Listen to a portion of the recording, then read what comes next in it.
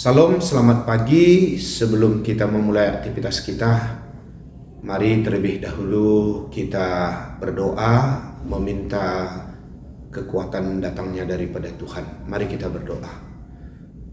Terima kasih Bapa dalam kerajaan sorga, pada pagi hari ini Bapa kami bersyukur untuk kebaikan Tuhan yang sudah menghantarkan kami di dalam istirahat kami sepanjang malam.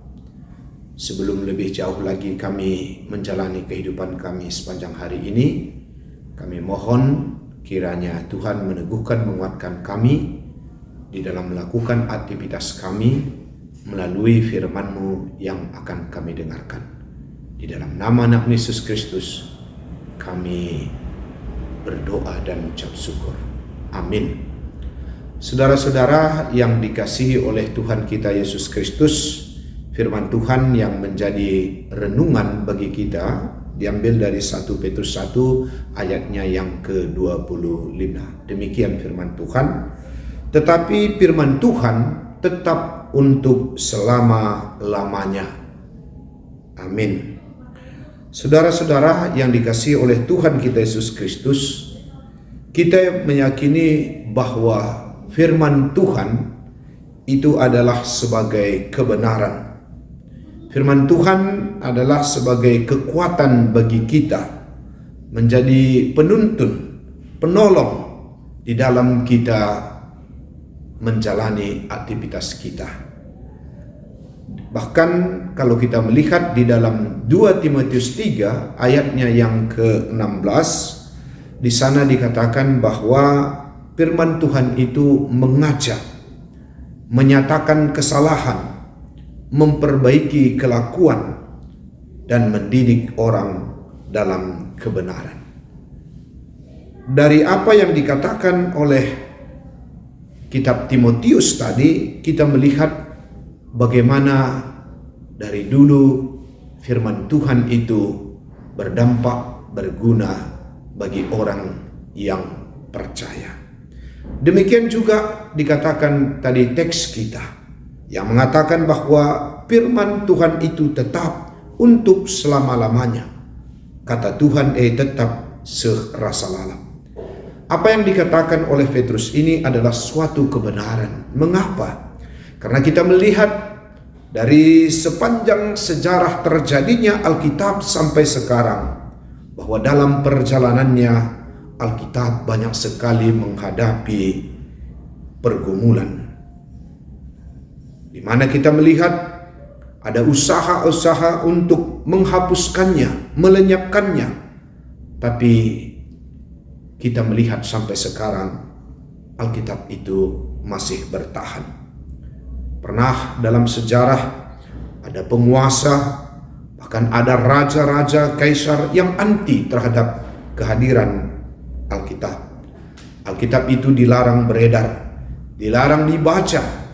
Dan jikalau ada orang yang mengetahuinya, kalau ada orang yang tahu bahwa orang percaya itu memiliki, maka ia akan mendapat sanksi yang berat, bahkan sampai kepada hukuman mati.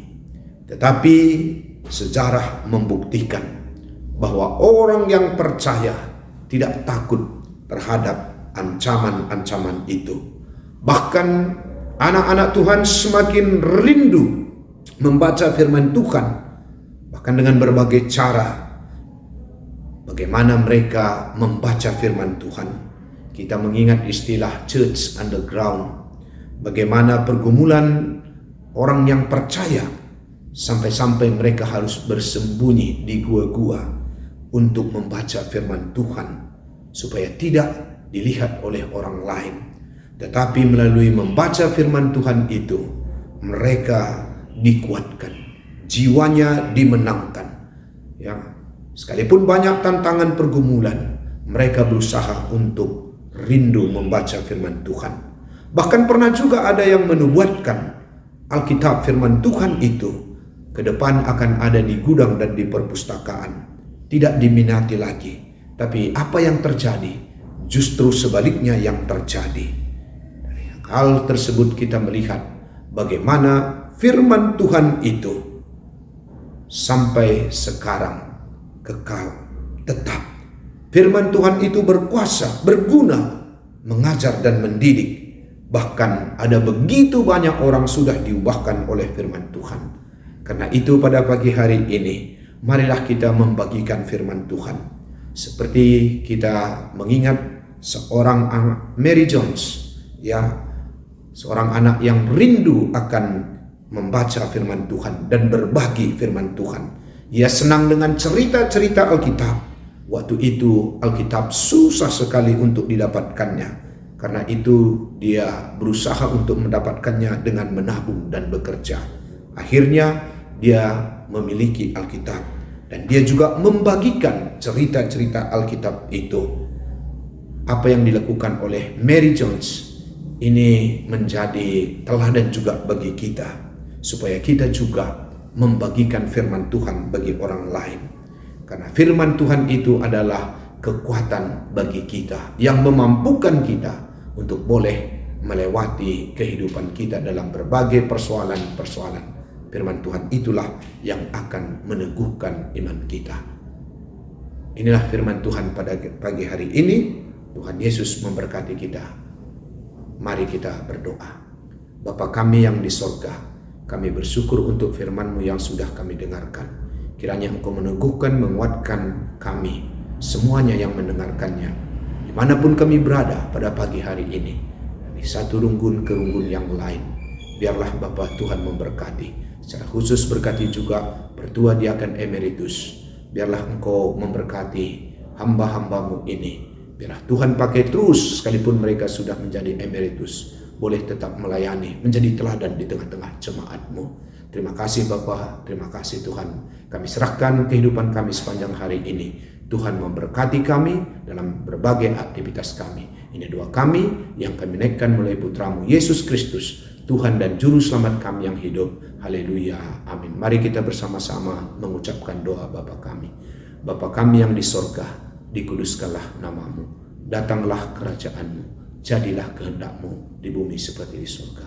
Berikanlah kami pada hari ini makanan kami yang secukupnya, dan ampunilah kami akan kesalahan kami, seperti kami juga mengampuni orang yang bersalah pada kami.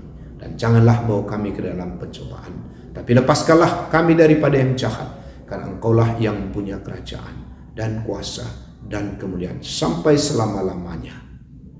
Amin. Selamat pagi, Tuhan Yesus memberkati.